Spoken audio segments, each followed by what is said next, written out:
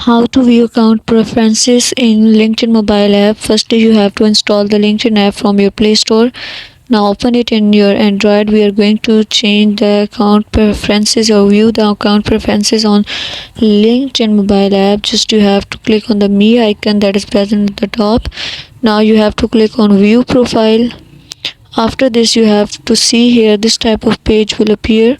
Now at the search bar you can see there is a this sign here. You have to click on this sign. You can see account preferences. Before this, just make sure watch the complete video and follow each step carefully to avoid forgetting anything and making mistakes. In this way you can change your any of the account preferences, like you have to manage your account, you have to change your profile information, you can change your display mode, general languages, content, your sounds, all the things that are account preferences will be added. All these procedures can be applied on iPhone as well as on Android. Thank you so much. That was all. Please consider showing your support by commenting, liking, sharing, and subscribing to our channel for more valuable content in the future.